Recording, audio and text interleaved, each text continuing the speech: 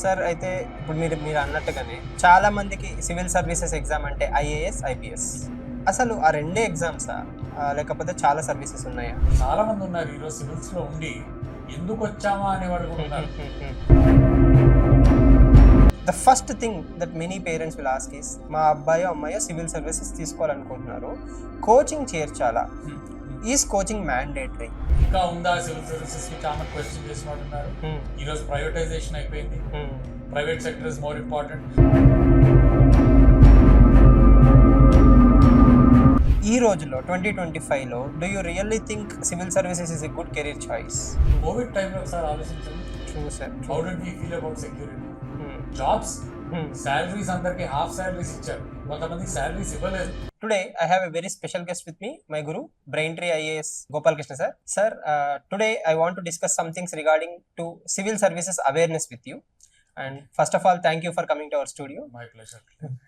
Sir, ఈ రోజు కూడా మనం సివిల్ సర్వీసెస్ అనగానే మూవీస్ లో కావచ్చు, ఎక్కడైనా కావచ్చు, సివిల్ సర్వీసెస్ అంటే ఒక చామ్, ఒక స్పెషాలిటీ.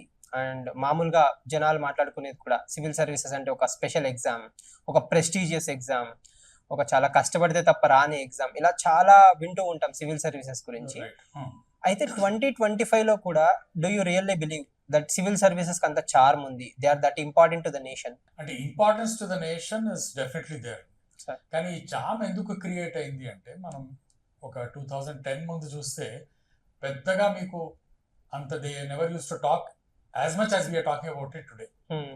ఇది ఎందుకంటే మీకు actually one police officer was telling me కొన్ని సర్వీసెస్ కి they are very important. So when he was actually ఆయన ఎక్స్ప్లెయిన్ చేస్తున్నారు IPS what kind of a service it is అని. ఒకే పాయింట్ అన్నారు, మీరు అందరూ సినిమాలు చూస్తారు కదా, ఒక్క హీరో అయినా చెప్పండి ఎవరైతే ఒక్కసారి ఎస్ఐ రోల్ అన్నా ప్లే చేయలేదు అని. Uniform has that kind of importance. ఇవి మనకి జనరలీ మీడియాలో కానీ ఎక్కడైనా కానీ media also influences us a lot charm వరకు. సో పోలీస్ ఎక్కువ వచ్చేది ఎప్పుడు. తర్వాత now we slowly started getting into development. Movies కూడా మారే మీకు.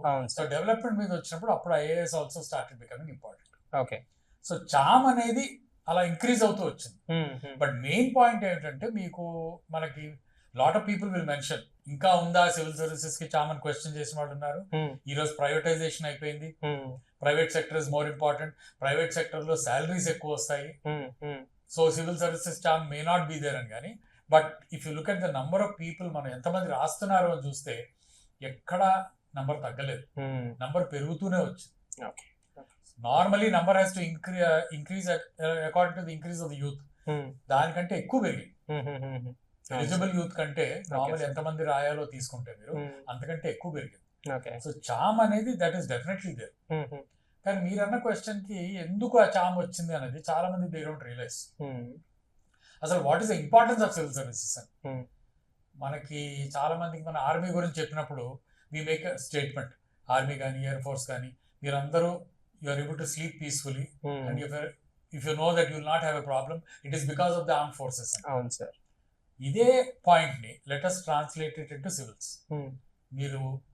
మీకు పవర్ ఉంటుంది, మీకు రేపు పొద్దున వాటర్ వస్తుంది, మీకు you are able to walk on the street without any problem. ఎవరి వల్ల అని చూస్తే again it civil service. That is what you understand. Civil service అంటే అందరూ, మనం of course we talk of IAS, IPS and other services, కానీ government లో ఉన్న అందరూ they are responsible for you and me today having a comfortable kind of life. మనం వీళ్ళ గురించి ఎప్పుడు ఆలోచిస్తున్నాం అంటే when there is a problem, road లో there is an issue, potholes ఉన్నాయి, అప్పుడు you blame people. But we never look at what are the advantages అన్నమాట.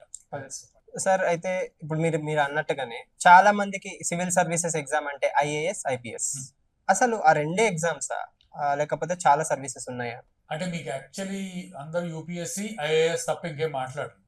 ఐపీఎస్ మాక్సిమం, ఎందుకంటే పవర్ అనేది ఇక్కడ ఉంది అని.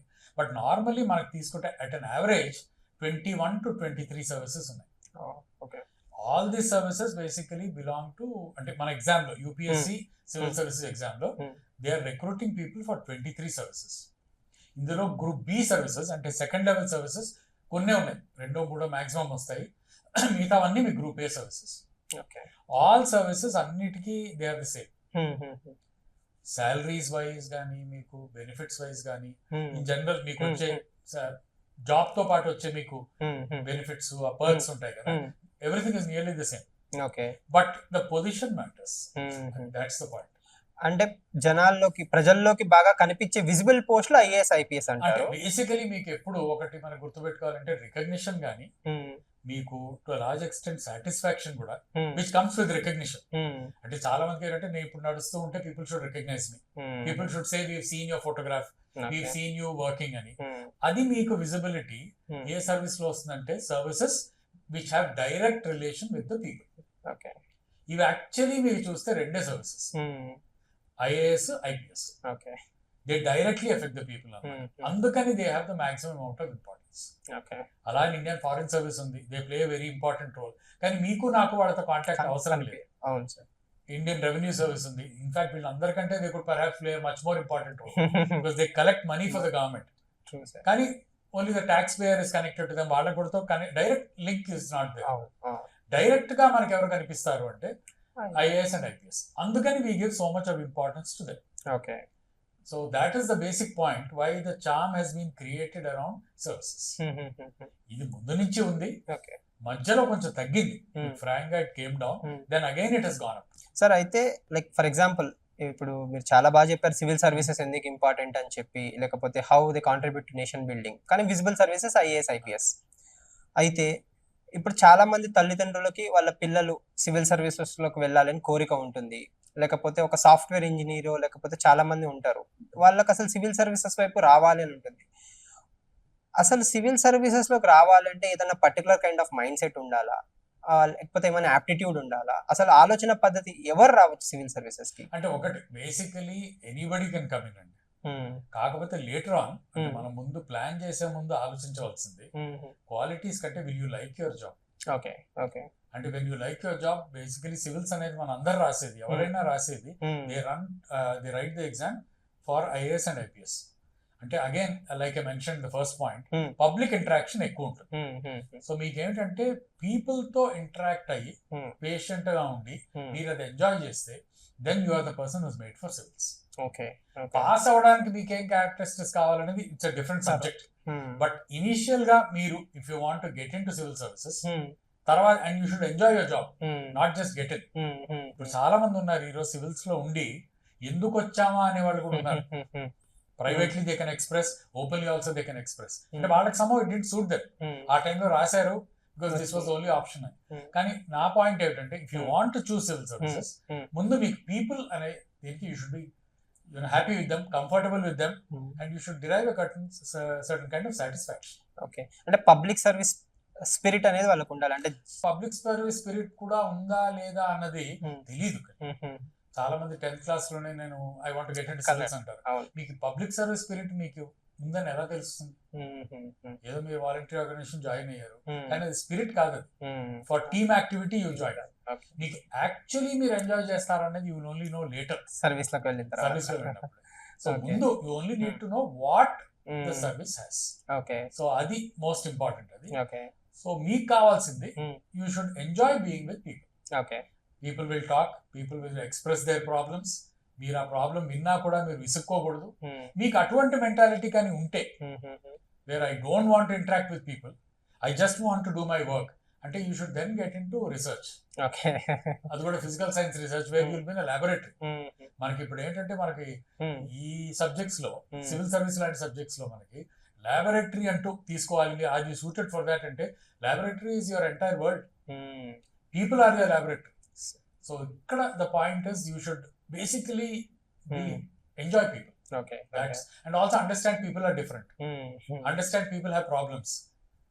Initial గా మీకు చిన్నప్పుడు ఇవన్నీ తెలియకపోవచ్చు కానీ just if you are willing to interact that is more than sufficient. So సినిమాల్లో చూపించినట్టు ఎంతసేపు అలా సూపర్ఫిషియల్ గా కాకుండా గ్రౌండ్ లెవెల్ లో దిగి వాళ్ళతో మాట్లాడడం ఇష్టం ఉంటే సినిమా వరకు కొన్ని గ్లామరైజ్ చేయడం జరుగుతుంది ఎందుకంటే దట్ ఈస్ రిక్వైర్డ్. కానీ I definitely would say it's not అంత గ్లామరస్ సర్వీస్ ఏం కాదు. It is like any other job which has certain benefits at the same time which require certain qualities. ఇవి తెలుసుకుని ఎంటర్ అయితే the candidate will be happy. Okay.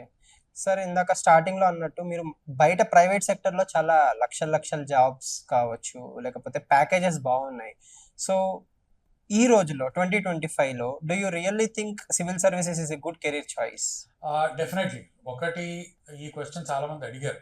Salary wise there was a time salary చాలా gap ఉంది. ఇప్పుడు కూడా ఉందనుకోండి, but there was a time an IAS officer was drawing about 2,500 and somebody in the private sector was drawing about 20,000 long back. ఇప్పుడు రెండు ఫిగర్లు అసలు they don't exist at all. So ఆ టైంలో కూడా పీపుల్ యూస్ టు సే ఇంకా చామే ఉంది, what is the salary that I'm going to get అని. ఇక్కడ సివిల్ సర్వీస్ అనేది ఎప్పుడు people should not join or should never think of the salary. మనం ఏమంటాం అంటే government should be a model employer అంటాం. మోడల్ అంటే they should pay the best so that private sector will also pay you. Government ఏం చేస్తారంటే ఈ model employer concept ని they give it to the lowest level, class 4 level. So మీరు generally తీసుకోండి, carpenter కానీ or lowest level people are paid much more than the private sector. Higher లెవెల్కి వస్తున్న కొద్దీ they say your service, your position, మీకున్న respect, they compensate for the low salary being paid. Okay, definitely salary wise మీ private sector లో వచ్చే salary government లో రాదు, కానీ గవర్నమెంట్ లో వచ్చే బెనిఫిట్స్ ఏవైతే ఉన్నాయో అది ప్రైవేట్ సెక్టర్ లో ఎప్పుడూ రావు. There are lot of things which money cannot buy. వాళ్ళకి వచ్చే రెస్పెక్ట్ కానీ, వాళ్ళకి ఇచ్చే పొజిషన్ కానీ, అవన్నీ మీకు ప్రైవేట్ సెక్టర్ లో మీరు ఏ పొజిషన్ లో ఉన్నా కూడా people will not happen. And service by it self has its own kind of beauty. So అసలు కంపేర్ చేయలేము. అంటే మీ ఎక్స్పీరియన్స్ లో ఇప్పుడు మీకు 30-35 years అనుభవం ఉంది సార్. దాంట్లో ఒక అంటే మామూలు ప్రజలకు అర్థమయ్యేలాగా కామన్ మ్యాన్ కి ఒక 1 or 2 ఎగ్జాంపుల్స్ వేర్ అంటే ఇప్పుడు దాంట్లో ఉండే చామ్ ఇంకా దేంట్లోనూ ఉండదని మనం అనుకోవచ్చు, కానీ మీ ప్రాక్టికల్ ఎక్స్పీరియన్స్ కానీ ఎవరన్నా మీతో షేర్ చేసుకుంది కానీ. అంటే బేసికలీ చాలా మంది దే ఆల్వేస్ సేయండి, ఇప్పుడు వాళ్ళతో మీరు ట్రావెల్ చేస్తే, ఇప్పుడు I some times meet some of my students ఎప్పుడైనా వెళ్ళినప్పుడు, so I travel with them. So వాళ్ళు ఒక 10-15 years కింద పాస్ అయిన వాళ్ళు, 20 years కింద పాస్ అయిన వాళ్ళు, వాళ్ళ డిస్ట్రిక్ట్ త్రూ వెళ్తూ కానీ లేకపోతే ఇక్కడ అవుతున్న when they are passing by, they keep mentioning this happened because I was there. Senior officers kuda, retired people kuda, they take so much of pride that statues here have come in because I was instrumental. అంటే ఆయన డబ్బు ఖర్చు పెట్టి చేయించలేదు, కానీ ఆయన ఉన్నారు కాబట్టి, ఆయన ఇంట్రెస్ట్ తీసుకున్నారు కాబట్టి అది జరిగింది. అలాగే ఇప్పుడు ఏదో మనకి డిజాస్టర్స్ అయ్యాయి, it is because of 1 or 2 people where so many people are saved. ఆ సాటిస్ఫాక్షన్ మీకు ఎప్పుడు రాదు. ఇక్కడ ఏంటంటే మీకు ఫర్ ఎగ్జాంపుల్ చాలా మంది కంప్లైంట్ చేస్తారు, మీరు కలెక్టర్ గా ఉన్నప్పుడు you cannot leave your district without permission from chief secretary. పక్కనే ఉండొచ్చు, మీరు హైదరాబాద్ పక్కన డిస్ట్రిక్ట్ లోనే ఉండొచ్చు, కానీ హైదరాబాద్ లో మీరు రావడానికి వీల్లేదు officially, you are not allowed to come. ఎందుకంటే entire district is dependent on you. Other way round, you are responsible for so many people.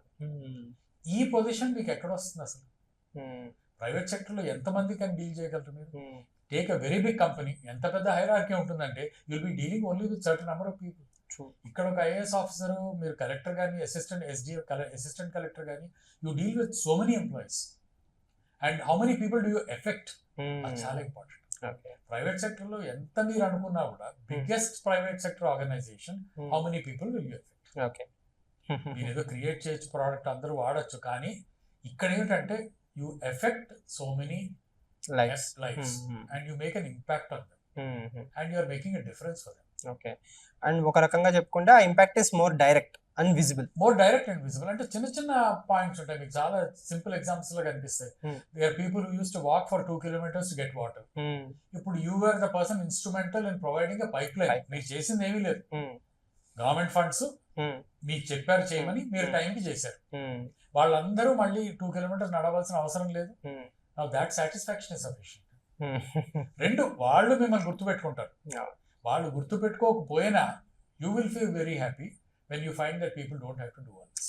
So మనకు అది ఒక 2 kilometers ఆఫ్ పైప్ లైన్, వాళ్ళకి ఒక 20 years ఆఫ్ సాటిస్ఫాక్షన్. అబ్సల్యూట్లీ. అంటే ఎంతమందికి you are saving so much of trouble. వాళ్ళకి మీరు anything new that you create for them, which we take it for granted. మనం కొన్ని facilities we take it for granted in the city, కానీ మీరు go to small places, there are a lot of facilities that people don't have. అది if somebody is able to create, and who's going to create? Not the private sector. ఇది మనం for a minute argue చేయొచ్చు కదా, ఎన్జిఓలో ఉంటే చేయొచ్చు కదా మీరు అని. ఎన్జిఓస్ కి మెయిన్ ప్రాబ్లం ఎక్కడ వస్తుందంటే, ఒకటి లెజిటిమసీ. పీపుల్ యాక్సెప్టెన్స్ అంత ఫాస్ట్ గా రాదు. You have to spend a lot of time gaining that trust. రెండు funding, where is the money? Government కున్న మజిల్ మీకు ఎవరికీ ఉండదు. Government decides to spend so much of money constructing a road, money allocate అయిపోయింది, పని చేయించాలి మీరు. So government కున్న మజిల్లో మీరు రీచ్ అవ్వగలిగింది you can never reach in the private. So మనం సమ్మరైజ్ చేసుకుంటే ఈ రోజు కూడా ద స్కోప్ ఆఫ్ వర్క్ కావచ్చు, లేకపోతే ఇంపాక్ట్ కావచ్చు, సివిల్ సర్వీసెస్ కి ఆ చార్మ్ అనేది ఉంటుంది, ఆ ఇంపాక్ట్ అనేది ఉంటుంది. అండ్ మోస్ట్ ఇంపార్టెంట్ ఇంకోటి కళ్యాణ్ ఏంటంటే job security. What is security, life is only opportunity and personality development books లో చదవడానికి చాలా బాగుంటుంది. కోవిడ్ టైంలో ఒకసారి ఆలోచించండి. True sir. How did we feel about security?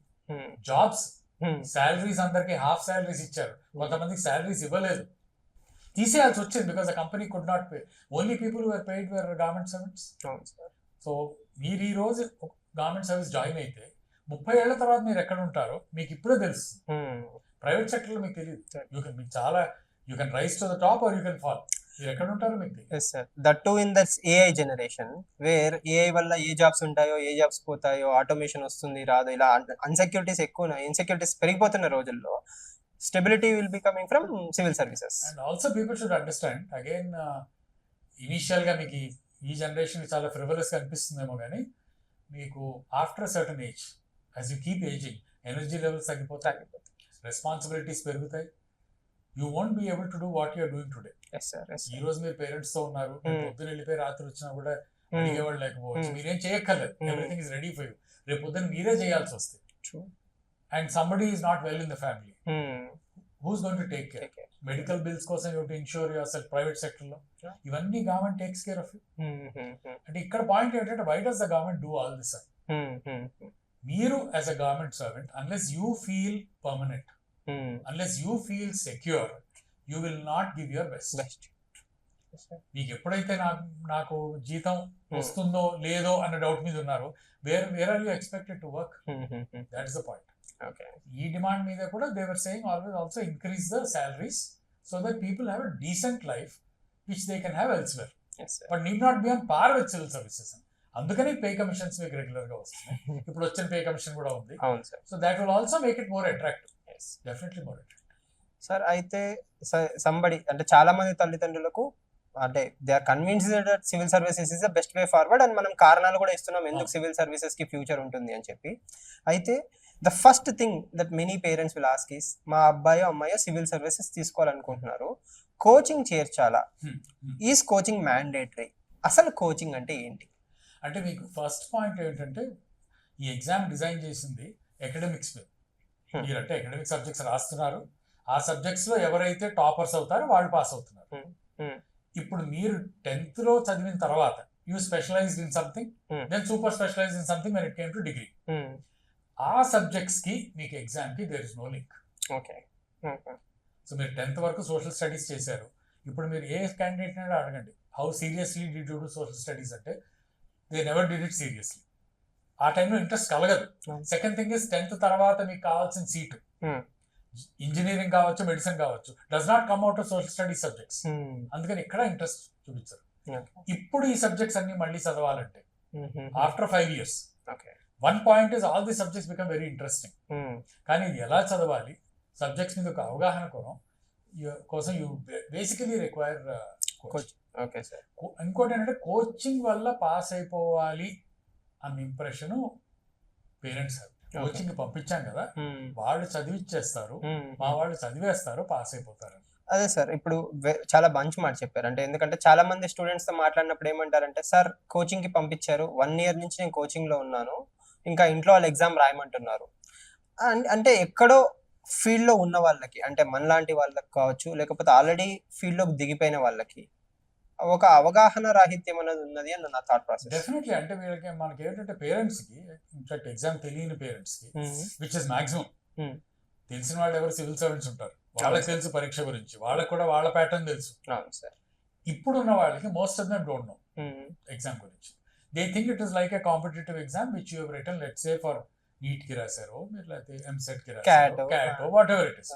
Cat level కూడా కాదు, మీరు ఇటువంటి ఎగ్జామ్ అని వాళ్ళు అనుకుంటారు. మీరు చదివారు, మీరు పాస్ అయిపోతారు. ఈ ఎగ్జామ్ లో ఎంత డైవర్సిటీ ఉంది, ఎంతమంది రాస్తున్నారు, that is very very important. ఇప్పుడు చాలా మంది మీకు ఏమవుతుందంటే మన రిజల్ట్ వచ్చిన తర్వాత 40 people have passed from Telugu states అంటాం, లేకపోతే 50 అంటాం. మీడియా నుంచి అడుగుతుంటారు ఎందుకంటే ఇంత తక్కువ ఉంది, మనకి ఐఐటీలో మనకి ర్యాంకులు వస్తున్నాయి, మనకి ఇక్కడ ఎందుకు రావట్లేదు అంటే అసలు ఈ exam different, you cannot compare. So మీరు ఏదో 4 పొద్దున్న లేచి వెళ్ళిపోయారు, మీరు కోచింగ్ తీసుకున్నారు, తర్వాత నెక్స్ట్ ఇయర్ పాస్ అయిపోయారు అనేది ఈ ఎగ్జామ్ లో పాసిబిలిటీ లేదు. సెకండ్ ఏజ్ చూడండి మీరు, మనం ఎప్పుడైతే when we go for IIT ఆ కోచింగ్ కి మీరు వెళ్ళిన ఏజ్ ఏంటి, ఇప్పుడు మీరు వచ్చే ఏజ్ ఏంటి, this a lot of difference. ఆ ఏజ్ లో ఏంటంటే ఇంకో చెప్పిన మాట వింటారు, చేస్తారు, they do it. Parents can also force them. ఇప్పుడు parents cannot force them, parents will only let's they put them in a coaching centre. వాళ్ళు చదివిస్తారు అన్నది కూడా తప్పు, చేయలేరు, it's not possible. So candidate లో that internal generator has to start అనమాట, that's more important. So ఇప్పుడు మీరు చెప్పింది మనం జస్ట్ టు అండర్స్టాండ్, కోచింగ్ లో మీకు ఈ గ్యాప్ వచ్చిన సబ్జెక్ట్స్ అంటే మీరు 10th తర్వాత ఏవైతే సబ్జెక్ట్స్ గ్యాప్ వచ్చి ఉంటాయో ఆ సబ్జెక్ట్స్ ని మళ్ళీ ఒకసారి they will reteach you in a way, but in at UPSC perspective. Okay. But main importance, as we said, is ఒకటి I would like to repeat, yes, sir. that motivation part. There was a very good example అనమాట. ఈ example ఏంటంటే they say you are basically a person wants to teach a dog, and just as an example, on standing on its legs and eating అలా నిలబడడం ఎలాగా నేర్పించాలి. So దానికి ఏం చేస్తాం మనం, నార్మల్లీ ఒక బిస్కెట్ తీసుకుంటారు, డాగ్ అక్కడ బేసికలీ యూనో కొంచెం పైకి వచ్చినప్పుడు ఇంకా biscuit you pick it up and then slowly it. ఈ ఇన్సిడెంట్ ఇచ్చి one thinker has basically said, in this situation tell me who is motivated, is it the dog that is motivated or is it the person who is teaching it who is motivated? So ఆయన అనేది ఏంటంటే dog is movement and the person who's doing it is motivated. So ఇక్కడ self motivation అనేది చాలా important. So ఈ self motivation వచ్చి నేను ఈ సబ్జెక్ట్ చదువుతాను, ఇది చెయ్యాలి అనుకున్నప్పుడు ఈ సబ్జెక్ట్స్ పెద్ద డిఫికల్ట్ సబ్జెక్ట్స్ కాదు, కానీ ఎంత చదవాలి, ఎక్కడి నుంచి చదవాలి, linkage between the subjects establish చేసేది ఒక good teacher. Okay. So coaching basically again has two components. One is somebody who teaches the fundamentals. Basic fundamentals, మీకు హిస్టరీ ఉంది, పాలిటీ ఉంది, ఇది ఎవరో మీకు ఎలా చెప్పాలంటే మీకు నిద్రలే పడినా you should be able to explain. Economy ఇవన్నీ మనం చెయ్యం. తర్వాత how to crack the exam code, there only 2 things. So if these things are taken care of, it is fine. Sir ఒక అంటే మీ 30 ఏళ్ళ అనుభవంలో coaching, you have run a wonderful institute, నాకు తెలిసి కొన్ని హండ్రెడ్స్ ఆఫ్ ర్యాంక్స్ ప్రొడ్యూస్ చేసిన one of the few institutes in south India. అయితే చాలా మంది తల్లిదండ్రులు అవగాహన లేకుండా వస్తారు, కానీ కొంతమంది సక్సెస్ఫుల్ అవుతారు, కొంతమంది అవ్వరు.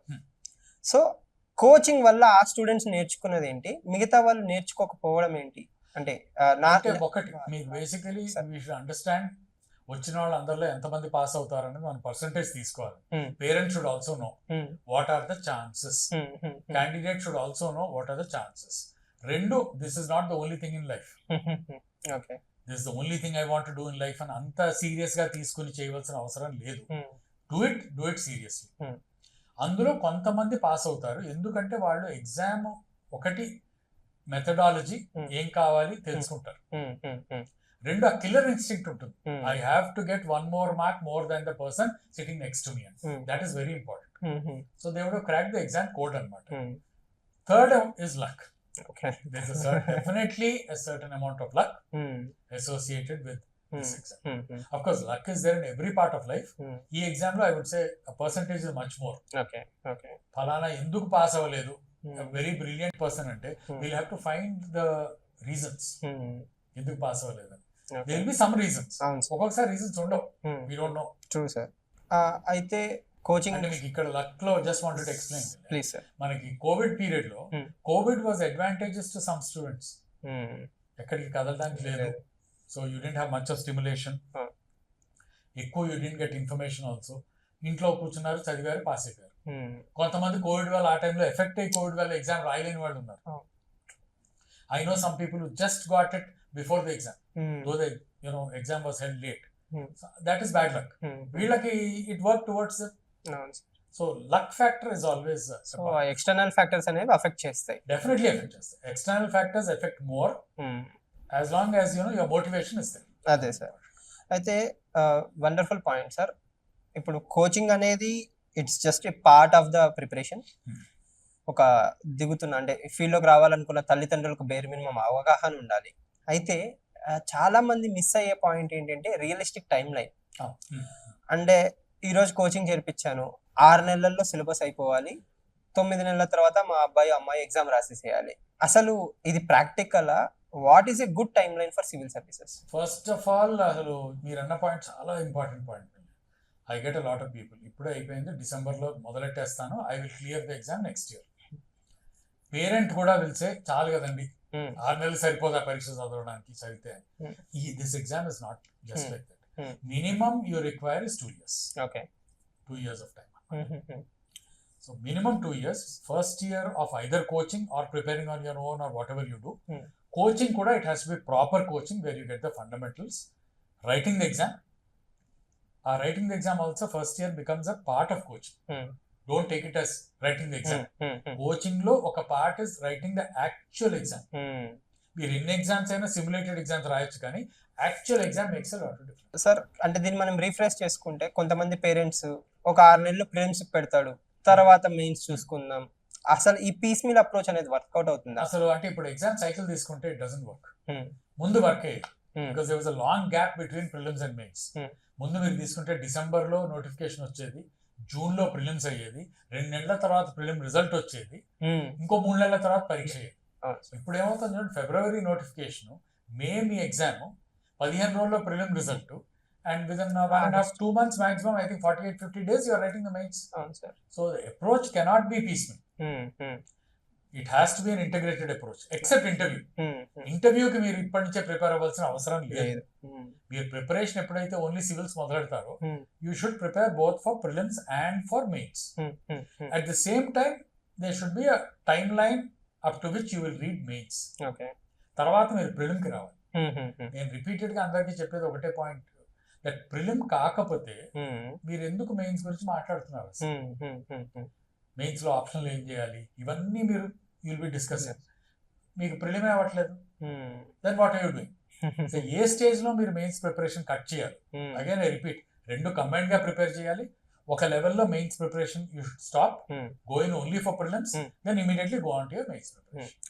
సార్ అంటే మనం లోపల ఉన్నాం కాబట్టి మనకి మన భాష మనకు అర్థం అవ్వచ్చు, కానీ ఇప్పుడు ఒక తల్లిదండ్రులు ఎవరైనా చూస్తున్నారు, వాళ్ళకి అసలు అవగాహన లేదు. 2026కి రఫ్ గా నేను ప్రిపేర్ అవ్వాలనుకుంటున్నాను, మీ దగ్గరికి రావాలనుకుంటున్నాను. సో అసలు నాకు ఏంటి కోచింగ్, అది ఎప్పుడు అవుతుంది, నేను ఎప్పటికి రెడీ అవుతాను? జనరల్లీ మీకు ఏమవుతుందంటే, మన కోచింగ్ ఎక్కడైనా సరే it starts after the result. Civils result వచ్చిన తర్వాత, అంటే అరౌండ్ మే మీ కోచింగ్ స్టార్ట్ అవుతుంది. మే నుంచి అబౌట్ 9 months మీకు coaching has to go on. Okay. ఆ తర్వాత మీరు కొన్ని టెస్ట్ రాసి మీరన్నీ ప్రిపేర్ అయ్యి you should write the prelims. రాసిన తర్వాత మీ రిజల్ట్ ఏమవుతుందో చెప్పలేము. పాస్ అయితే అవ్వచ్చు, 90% పాస్ కాకపోవచ్చు. ఈ కాకపోవడానికి చాలా కారణాలు ఉంటాయి. That should be taken as an experience. అక్కడి నుంచి మీ ప్రిపరేషన్ మొదలవుతుంది. Next year you will rectify all your mistakes. ఇక్కడ రెక్టిఫై కాదు, అసలు మీరు కన్సాలిడేట్ చేయాలి కదా. మీరు ఇన్ని సబ్జెక్ట్స్ చదివారు, అన్ని కన్సాలిడేట్ చేసుకుని క్లారిటీతో వెళ్ళేసరికి ఆ నెక్స్ట్ ఇయర్ అవుతుంది. నెక్స్ట్ ఇయర్ సరిగ్గా చేస్తే you will definitely pass. Okay. So the first year you will also spend a lot of time going for coaching. ఈ టైం సేవ్ చేయడానికి ఆన్లైన్ అని కూర్చుంటారు చాలా మంది, ఇంట్లో చదివిద్దాం అంటే అది అవ్వదు. That is not producing results unless you are forced. I would not suggest that. Okay sir. అంటే ఇప్పుడు మీరు చెప్పడం ఏంటంటే, ఆన్లైన్ అంటే వాళ్ళు ఆ ట్యాబ్ ముందు ల్యాప్టాప్ ముందు కూర్చొని ఉంటారు, వింటున్నట్టే ఉంటుంది తప్ప అది లోపలికి ఎంత వెళ్ళిందో తెలియదు. అంటే ఒక class room atmosphere is entirely different. Me class room లో మిగతా వాళ్ళు ఉంటారు, మీరు ఒక టైం కి వెళ్తారు క్లాస్ కి, షెడ్యూలింగ్ అలవాటు పడుతుంది. సో అక్కడికి వెళ్ళి కూర్చుని తిరిగి వచ్చేసరికి then you realize what it is. ఇప్పుడు మేము చదువుకునే రోజుల్లో people use to tell us, మీరు if you join for coaching, join in a coaching centre which is far away from your place. అంటే మీకు ఆ పెయిన్ తెలియాలి, అంత దూరం మీరు ట్రావెల్ చేసి వెళ్తున్నారు. ఆ పెయిన్ తగ్గించుకోవడానికి అప్పుడు మీరు ఇంట్లో కూర్చొని చదువుతారు. అప్పుడు ఇవన్నీ లేవు, సోషల్ మీడియా అవన్నీ లేవు. ఇప్పుడు సోషల్, మీరు బేసికలీ మీకు ఆన్లైన్ క్లాసెస్ ఉన్నాయి, నా ఇష్టం వచ్చినప్పుడు నేను వింటానంటాను. వీడియోస్ వచ్చేస్తాయి, స్టాక్ చేసి పెట్టుకుంటాను నేను. ఎప్పుడు కంప్లీట్ గా స్టాక్స్. ఇప్పుడు నేను స్టూడెంట్స్ కి బిఫోర్ ఆన్లైన్ కేమెన్ హిందూ చదవండి అని చెప్పేవాళ్ళం, అందరూ హిందూ కొనేవారు, అలా స్టాక్ అయిపోయి ఉండేవారు నెలల తరబడి. మళ్ళీ చదువుదాం అని పోస్ట్పోన్ చేసి lastly you don't read all that. Online కూడా మీకు స్టాక్స్ అదే అవుతుంది, ఎందుకంటే too many things to watch అనమాట. రెండు టైమింగ్ ఫ్లెక్సిబుల్ అయ్యేసరికి అడ్వాంటేజ్ మీకు ఎలాగైతే ఉందో, disadvantages that you don't stick to schedule. నా ఫీలింగ్ ఇప్పటికీ entire exam is going according to set time table. ఎన్ని రోజులు ముందర మొదలెట్టారు, ఇన్ని సబ్జెక్ట్స్ ఉన్నాయి, ఈ సబ్జెక్ట్ కి ఎన్ని రోజులు ఇవ్వాలి, ఎన్ని క్వశ్చన్స్ వచ్చాయి ప్రీవియస్లీ, అలా చూసుకుని ప్లాన్ చేసుకుంటే, బ్యాలెన్స్ చేసుకుంటే definitely you make it. Sir, అయితే ఇప్పుడు చాలా మంది టాపర్స్ కావచ్చు, లేకపోతే ర్యాంకర్స్ కావచ్చు, వచ్చిన తర్వాత నేను సెల్ఫ్ ప్రిపరేషన్, నేను కోచింగ్ తీసుకోలేదు, కోచింగ్ అవసరం లేదు అని ప్రమోట్ చేస్తుంటారు. మీరేం చెప్తున్నారంటే కోచింగ్ తీసుకోవడం వల్ల you will save lot of time, faculties కావచ్చు they will draw a boundary, ఆ ఫౌండేషన్ పునాది గట్టిగా వేస్తారు అంటున్నారు. అయితే ఇప్పుడు నేను ఆఫ్లైన్ కోచింగ్ కి ప్లస్ ఆన్లైన్ కోచింగ్ కి, దాంట్లో కూడా you said online coaching is not helpful to the student as much as offline.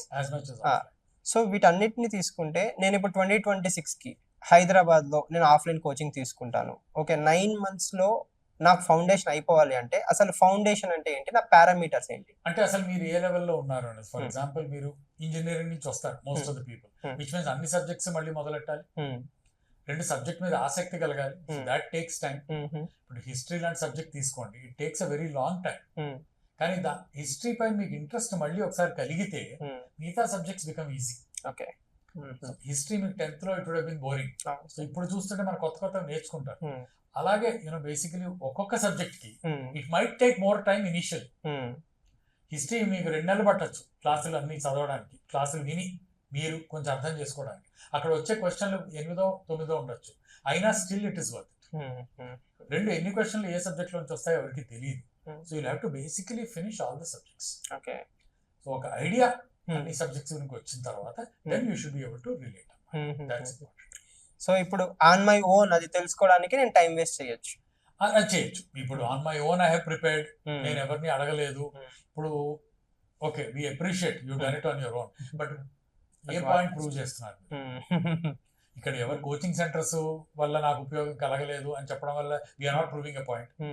ఇప్పుడు కొంతమంది స్టూడెంట్స్ వస్తారు, they also tell me sir will prove it you will clear in 1 attempt అని. నేను అదే చెప్తాను, నేను ఎవరిని ప్రూవ్ చేయడానికి, ప్రూవ్ ఇట్ యువర్ సెల్ఫ్ అని. మళ్ళీ కనపడలేదు, ఎందుకంటే it doesn't happen. If it happens will be the happiest people. Exam లో కాంపిటీషన్ ఎంత ఉందంటే, ఇప్పుడు మీరు ఈ ఇయర్ మొదలెట్టారు, 1 year అంటున్నారు, మీరు 4 ఏళ్ళ నుంచి చదువుతున్న వాళ్ళు ఉన్నారే, వాళ్ళు మీకంటే సీనియర్స్ అయిపోరు by sheer experience of the exam. That is where the difference comes. So అంటే in spite of all this social media, online, Telegram, చాలా రిసోర్సెస్ ఉన్నాయి, స్టిల్ ఒక గురువు ముందు కూర్చున్న ఎకో సిస్టమ్ అయితే ఇట్ కెనాట్ బి రీప్లేస్డ్ అంటారు. It just cannot be replaced. ఎందుకంటే ఒకటి పర్సనల్ ఇంటరాక్షన్ ఉంటుంది, రెండు మీరు క్వశ్చన్స్ అడగచ్చు, రెండు ఆ ఫీలింగ్ వేరు. ఫిజికల్ గా ఆ పర్సన్ ని చూస్తూ if you are able to do it, it changes. Okay, ఇప్పుడు మాకు నా ఎక్స్పీరియన్స్ లో కోచింగ్ అయిపోయిన తర్వాత చాలా మంది వెళ్ళిపోతున్న రోజు చెప్పేసి, సార్ చాలా నేర్చుకున్నాం ఇక్కడ, we don't know what's going to happen with the exam. They are also very clear, ఎందుకంటే రిపీటెడ్లీ మేము చెప్తూ ఉంటాం. కానీ మేము ఇక్కడ నేర్చుకున్నాం, now we have to see how it unfolds. మీరు సివిల్స్ క్లియర్ చేస్తారా, వేరే ఎగ్జామ్ క్లియర్ చేస్తారా, ఎక్కడ ఉంటారో తెలియదు. And maximum number of people are there in some other line. 100 people కోచింగ్కి వస్తే మీకు అందులో 10-15 మీరు సివిల్స్ లోకి వెళ్తే చాలా గ్రేట్. అది మిగతా అందరూ స్టేట్ సర్వీస్ లోకి వెళ్తారు, లేకపోతే they going to banks, they going to different things. It all depends on which direction you take. Okay, so circling back sir, మీరు ఇందాక స్టార్టింగ్ లో కూడా అన్నారు, ఇప్పుడు సివిల్ సర్వీసెస్ కోచింగ్ నేను తీసుకుంటే నేను ఈ స్టేట్ ఎగ్జామ్స్ కూడా రాసుకోవచ్చు. అంటే ఇప్పుడు ఈ Group 1 ఎగ్జామ్స్ ఉంటాయి, అది ఏపీలో కావచ్చు, తెలంగాణలో కావచ్చు. అసలు సిలబస్ ఓవర్లాపింగ్ ఉంటుందా? నేను అంటే ఇప్పుడు నేను ఇంకా తీసుకోవాలనుకుంటున్నాను, ఐ హావెంట్ స్టార్టెడ్ కోచింగ్. నేను గ్రూప్స్ కోచింగ్ తీసుకోవాలా, సివిల్స్ కోచింగ్ తీసుకుంటే గ్రూప్స్ కూడా రాసుకోవచ్చా? అంటే ఇక్కడ పాయింట్ ఏంటంటే, గవర్నమెంట్ కూడా సిలబస్ డిజైన్ చేసినప్పుడు సెంట్రల్ లెవెల్లో కానీ స్టేట్ లెవెల్లో కానీ వాళ్ళు దే ఆర్ ఇన్ కోఆర్డినేషన్. ఎందుకంటే ఒక క్యాండిడేట్ ఒక 2-3 ఏళ్ళు గవర్నమెంట్ సర్వీస్ కోసం ట్రై చేస్తున్నప్పుడు that preparation should be helpful in all other exams. 2 government services కి మీరు ఎప్పుడైతే ఎగ్జామ్ రాస్తున్నారో చెక్ చేసే క్వాలిటీస్ వేరే ఉంటాయి. ఇప్పుడు ప్రైవేట్ మీరు క్యాట్ రాశారనుకోండి, అక్కడ ఉన్న సబ్జెక్ట్స్ వేరు. మరి ఇక్కడ సబ్జెక్ట్స్ వేరే ఎందుకు ఉన్నాయి? Because you should know. So మీరు స్టేట్ సర్వీస్ అయినా, సెంట్రల్ సర్వీస్ అయినా, ఇంకేదైనా సరే దానికి connected service, all of them will have nearly the same syllabus. So ఒక్కసారి మీరు సివిల్స్ కి ప్రిపేర్ అయితే you will be able to right all other exams. Every exam will have a small component which is different. అది మీరు you can also read up. So మేము కూడా in fact suggest చేసేది అన్ని ఎగ్జామ్స్ రాయండి. That is what will give you an edge.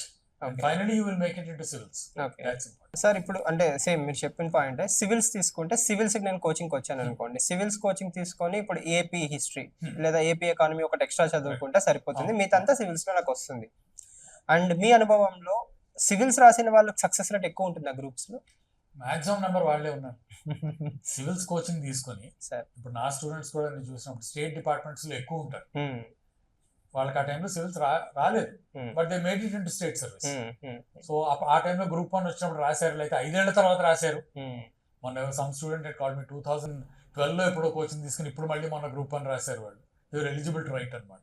So అలాగా ఒక్కసారి తీసుకున్న తర్వాత you will find most of them in group 1 services. So group 1 individual గా రాసే పర్సన్ కంటే సివిల్స్ రాసి తర్వాత గ్రూప్ 1 లోకి వెళ్ళిన candidate definitely he has higher chances. ఎందుకంటే 80% of the syllabus is the same. ఒక 20% will be your Telangana economy, AP economy, Karnataka economy, whichever state you are talking about. Geography, economy, history, ఇవి 3 local subjects అవుతాయి. అది మీరు add చేసుకోవడం. దానికి coaching అవసరమా అంటే once you are good with civils you may not need coaching. కావాలి అంటే you can take it in bits and pieces. So అది depends on the exam. True, sir. But what I would say is coaching or no coaching, please understand that each chance of writing the exam doesn't come again. So దానికి మీరు ఎంత best whatever you can give, you should give your best. చాలా మంది ఏంటంటే రాసామండి last year first time attempt, చాలా parents ఎందుకంటే exam ఎలా ఉంటుందో చూడడానికి రాసామంటారు. It's very wrong thing. You respect the exam, exam will respect you. అక్కడ చూడడానికి ఏముంది, పేపర్ వస్తుంది, తర్వాత పేపర్ చూసి కూర్చొని మీరు you need not waste an attempt. అక్కడ that is very important. Any exam you respect, exam will respect you. ఎక్కడ మార్క్స్ వస్తాయి, ఎక్కడ you should put in effort, ఎక్కడ హెల్ప్ కావాలి తీసుకోవాలి, అండ్ దెన్ యూ షుడ్. అదే సార్, అంటే ఇవన్నీ మళ్ళీ సేమ్ పాయింట్, చెప్పడానికి చాలా ఈజీనే ఉంటుంది, కానీ ఆ పేరెంట్ ఎందుకో ఎక్కడో కన్విన్స్ కారు. అయితే ఇప్పుడు ఒక ఎగ్జాంపుల్ తీసుకుంటే, ఇప్పుడు మీరు సివిల్ సర్వీసెస్ లో కోచింగ్ అవుతుంది, కోచింగ్ తో పాటు ఆన్సర్ రైటింగ్ ఇవన్నీ నేర్పిస్తాం. అవి లేకుండా నేను డైరెక్ట్ గా గ్రూప్స్ తీసుకుంటే నేను నేర్చుకోలేను? అవి తీసుకోవచ్చు. మీరు గ్రూప్స్ లో కూడా సేమ్ కైండ్ ఆఫ్ రైటింగ్ ఉంటుంది కాబట్టి you can always do that. Groups తీసుకొని సివిల్స్ కి గ్రాడ్యుయేట్ అయిన వాళ్ళు ఉన్నారు కదా, that is not a problem. Direct groups రాసి, last year we suggested everybody write groups, మళ్ళీ రాదు, సో రాయండి, then go into civils. So it can happen. అయితే ఒక కామన్ థీమ్ ఏంటి అంటే, గ్రూప్ 1 ఎగ్జామ్స్ అంత రెగ్యులర్ గా జరగవు, అది ఏ స్టేట్ దైనా, not only Telugu states, but UPSC అనేది కన్సిస్టెంట్ గా జరుగుతుంది. So should I invest in groups or UPSC? అంటే ఒకటి, గ్రూప్స్ రెగ్యులర్ గా జరగదు అన్నదానికి చాలా కారణాలు ఉన్నాయండి. స్టేట్ లెవెల్ వచ్చేసరికి పొలిటికల్ ప్రెషర్స్ చాలా ఉంటాయి. నోటిఫికేషన్ ఎప్పుడు ఇవ్వాలి, ఇవన్నిటికీ ఏంటంటే స్టేట్ లెవెల్ ప్రెషర్స్ చాలా ఎక్కువ. సెంట్రల్ లెవెల్లో ప్రెషర్ తక్కువ, it goes on. So independence of the public service commission is much more there. Practical గా చూస్తే 2 స్టేట్ లెవెల్లో పోస్ట్ అనేవి క్రియేట్ అవ్వాలి కదా. యూపీఎస్సీలో మీకు ఏమవుతుందంటే post are for the entire country. Country అంతా తీసుకుంటే మీకు పోస్టులు అనేవి ఉంటాయి. ఇప్పుడు ఒక స్టేట్ లో ఒకసారి పోస్ట్ ఉండకపోవచ్చు. అందుకని మనం స్టేట్ లెవెల్ అనేది రెగ్యులర్ గా రాదు, ఇట్ కెనాట్ కమ్ ఆల్సో. ఎంత ట్రై చేసినా కూడా క్యాలెండర్ కి స్టిక్ అవ్వడం చాలా కష్టం. సో మనం యూపీఏ స్టేట్ వచ్చినప్పుడు we should write state very seriously, because state has its own advantages. Competition limited, first of all state నుంచే కదా రాస్తారు. సో అక్కడ మీకు లిమిటెడ్ కాంపిటీషన్ లో మీరు పాస్ అవ్వచ్చు. ఉమెన్ రిజర్వేషన్ ఉంది, which is not there at the central level. So కొన్ని అడ్వాంటేజెస్ స్టేట్ కు ఉన్నాయి. దీనికి మెథడ్ ఏంటంటే, prepare for UPSC, write state whenever it comes. 2 clash కావు, 2 మీకు కానీ బై ఛాన్స్ క్లాష్ అనిపిస్తే because of your personal commitments, choose state services.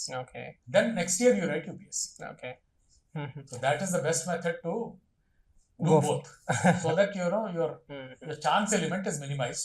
ఏదో ఒకటి మీకు you should be able to. అంటే సో ఇప్పుడు సిన్సియర్ గా సివిల్స్ ప్రిపేర్ అవుతూ, సివిల్స్ మీద గ్రిప్ తెచ్చుకొని, సబ్జెక్ట్స్ కావచ్చు, ఆన్సర్ రైటింగ్ కావచ్చు, అది చేసుకుంటూ గ్రూప్స్ పడినప్పుడు అటు షిఫ్ట్ అవ్వడం తప్పు కాదు.